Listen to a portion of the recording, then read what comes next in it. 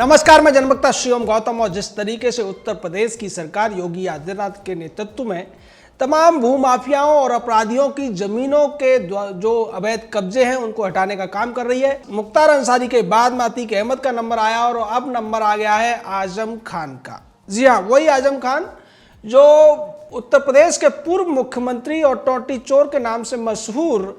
अखिलेश यादव का गुरु है, राजनीतिक गुरु। और राजनीति अखिलेश यादव ने आजम खान से ही सीखी है। और आजम खान की इतनी ज़्यादा हनक हुआ करती थी उत्तर प्रदेश में कि मुलायम सिंह से ज़्यादा आजम खान की चलती थी जब अखिलेश यादव उत्तर प्रदेश के मुख्यमंत्री हुआ करते थे। और इसी हनक के चलते हुए आजम खान, उसकी पत्नी तंजीम फातिमा और बेटे अब्दुल्ला आजम ने रामपुर में भूमाफिया के तौर पर अपना ऐसा आतंक मचा रखा था कि उन्होंने गरीब लोगों से ज़मीनें भी छीनी और उसके अलावा मदरसों से, लाइब्रेरी से और नजूल की भूमि तक, कब्रिस्तानों की ज़मीनें और चारागाहों की ज़मीनें, तमाम ज़मीनों पर कब्जे कर लिए थे, जिसके ऊपर योगी आदित्यनाथ सरकार ने आते ही कार्रवाई करनी शुरू कर दी थी। और इस कार्रवाई से आजम खान इतने तिलमिला गए थे कि वो सरकारी अफसरों को कहा करते थे कि ये तनख्वाहियां हैं, इनसे तो मैं अपने जूते साफ कराऊंगा। लेकिन आज आजम खान और उसकी बीवी तंजीम फातिमा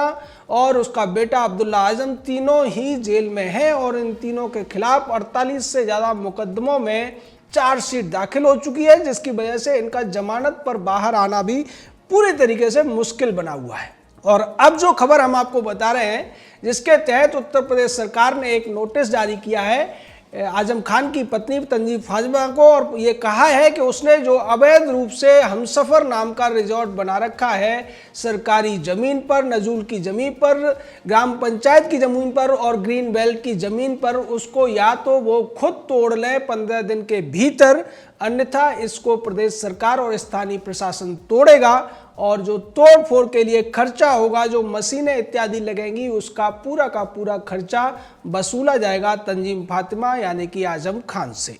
यह सीधा जो मामला है, इसमें आजम खान की पत्नी ने या कहें कि आजम खान ने बड़ी हेराफेरी की थी। और किसी भी ज़मीन पर कुछ निर्माण करने के लिए अगर शहर की जो अथॉरिटी होती है उससे नक्शा पास कराना पड़ता है, लेकिन यहाँ पर एक बड़ा खेल किया गया और नक्शा जो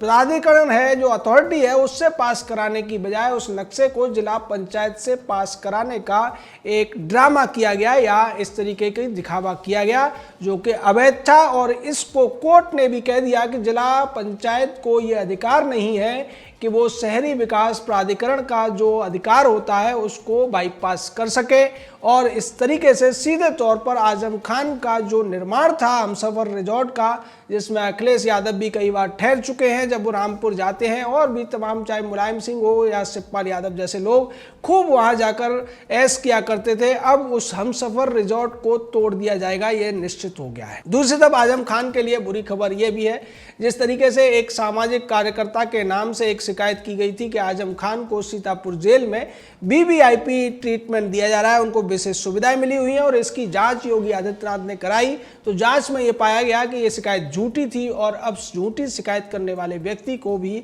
समन किया गया है कि उसने इस तरीके से राज्य सरकार को बदनाम करने की, जेल प्रशासन को बदनाम करने की कोशिश क्यों की। तो सीधे तौर पर उत्तर प्रदेश में जिस तरीके से माफियाओं के ऊपर योगी आदित्यनाथ की सरकार अब अपना शिकंजा कसती जा रही है और उन्होंने जो अवैध निर्माण किए हैं उनको ध्वस्त किया जा रहा है, उनकी जो संपत्तियां हैं उनको सरकार जब्त कर रही है, कुर्क कर रही है। उससे ऐसा लगता है कि योगी आदित्यनाथ ने जो शुरुआत में जब वो मुख्यमंत्री बने थे, जब कहा था कि इस प्रदेश में अपराधियों को, अराजकता फैलाने वालों को और जो अनैतिक काम करते हैं उनको डरने की जरूरत है, ये उत्तर प्रदेश है, हम इसको उत्तम प्रदेश बनाकर रहेंगे, उसी कड़ी में वो आगे बढ़ते हुए दिखाई दे रहे हैं। आजम खान की अगर बात की जाए तो आजम खान के ऊपर तमाम मामले चल रहे हैं, जिसमें उन्होंने अवैध रूप से लोगों की जमीनों को कब्जा किया, उनको हड़पा, लोगों को धमकाया और तमाम तरीके के ऐसे काम किए थे। और इसी कड़ी में जो एक जौहर विश्वविद्यालय उन्होंने बनाया था, वो भी सीधे तौर पर ग्राम पंचायत की अवैध रूप से ली गई जमीनों के माध्यम से था।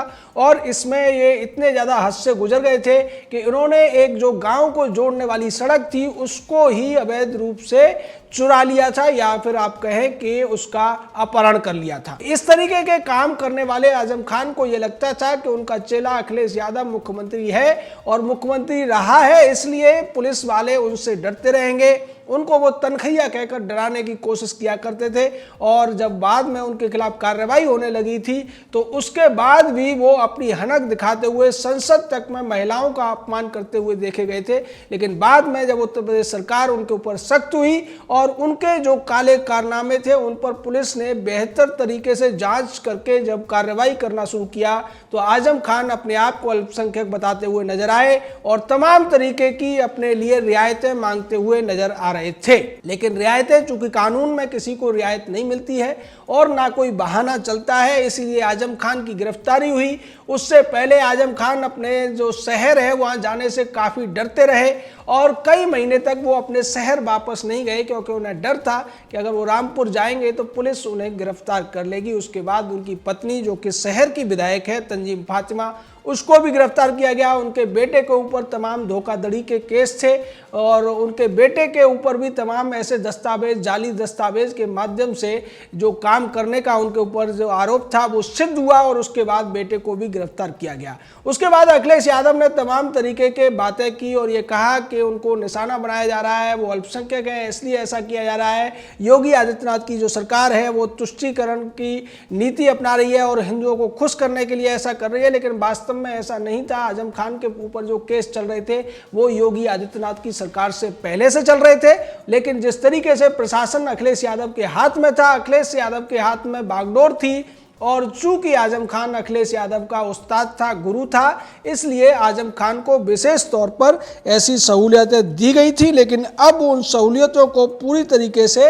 अब समाप्त कर दिया गया है और ये जो मानचित्र या हमसफर वाला मामला है 2014 का मामला है, जिसको आरडीए ने परमिशन नहीं दी थी, लेकिन जिला पंचायत से अवैध रूप से एक नक्शा पास करा के तंजीम फातिमा के नाम पर उस जगह पर, जो कि नजूल की जमीन थी, जो कि ग्राम पंचायत की जमीन थी, जो कि सरकार की जमीन थी, उस पर अवैध रूप से हमसफर नाम का एक रिजॉर्ट खड़ा कर दिया गया।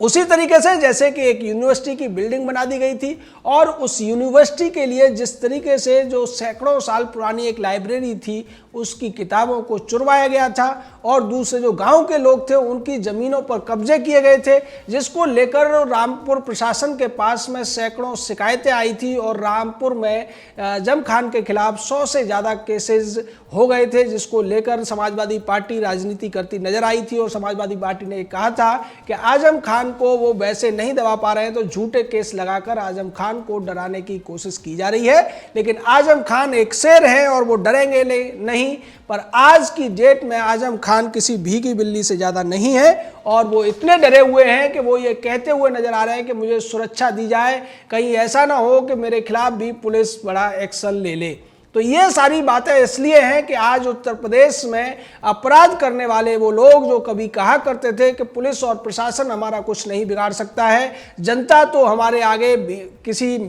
कीड़े मकोड़े की तरह से है और वो जो चाहते थे वो करते थे। जिस तरीके से वो अपने काले कारनामों को अंजाम देते थे, उसके बाद पुलिस वालों को धमकाया करते थे, डीएम हो या एसपी, वो आजम खान के सामने एक तरीके से भीगी बिल्ली बने हुए नजर आते थे जब उत्तर प्रदेश में समाजवादी पार्टी की अराजक सरकार हुआ करती थी। और उसी का नतीजा था कि आजम खान ने अरबों रुपए की संपत्ति और अरबों रुपए की जमीनें रामपुर में कब्जा ली थी। लेकिन जैसे ही उत्तर प्रदेश में सत्ता परिवर्तन हुआ, भारतीय जनता पार्टी की सरकार आई, योगी आदित्यनाथ वहां पर मुख्यमंत्री बने, उसके बाद उन्होंने सबसे पहले पुलिस और प्रशासन को यह कहा कि जो भी माफिया हैं, जो भी अवैध कारोबार करने वाले लोग हैं या अपराधी हैं, उनको सबसे पहले जेल में डाला जाए। अगर वो रसूखदार हैं, अगर वो नेता हैं, अगर वो एमपी हैं, विधायक हैं, तब भी उनके खिलाफ कार्रवाई बनती है और डरने की जरूरत नहीं है, क्योंकि ये लोग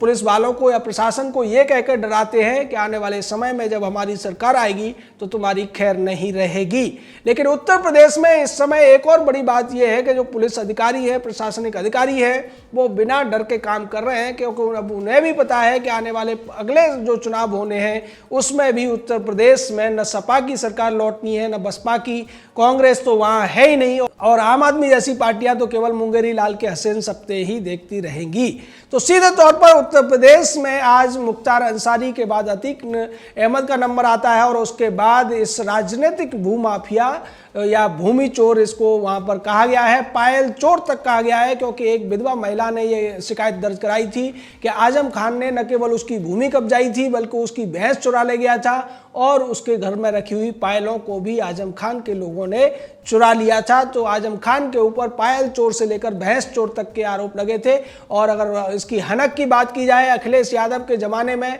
आजम खान की एक भैंस चोरी हुई थी, उसको लेकर एसपी से लेकर एसएसपी और वहां के कमिश्नर तक को अपनी ड्यूटी 24 घंटे करनी पड़ी थी और उन भैंसों को ढूंढ कर लाना पड़ा था। लेकिन आज चूंकि निजाम बदल चुका है, सत्ता परिवर्तित हो चुकी है, आज वही आजम खान जो भैंस चोरी के लिए प्रशासन को हिलाए हुए था, आज प्रशासन के सामने गिड़गिड़ाता हुआ नजर आ रहा है और अवैध रूप से जमा की गई संपत्ति को लिए अब केवल 15 दिन का समय बचा है आजम खान के पास में। अगर आजम खान और आजम खान की पत्नी तंजीम फातिमा और उसका बेटा अब्दुल आजम इस पूरे के पूरे अवैध निर्माण को नहीं ढहाते हैं, इसको नहीं गिराते हैं और प्रशासन को यह गिराना पड़ता है, तो उसके लिए जो जेसीबी लगेंगी, जो अधिकारी वहां लगाए जाएंगे, उन सभी की जो बेजेज है वो आजम खान से वसूली जाएगी, उसका खर्चा वसूला जाएगा और साथ ही जुर्माना भी वसूला जाएगा। यानी कि आजम खान की जो मुश्किलें हैं दिनों दिन बढ़ती जा रही हैं और इसके अलावा और भी जो दूसरे केसेस हैं, उन केसेस के अंदर भी इसी तरीके से त्वरित कार्रवाई होगी, जिसका जो हर्जाना है, जिसका जो दंड है, आजम खान को अंततः भुगतना ही पड़ेगा। जय हिंद, जय भारत।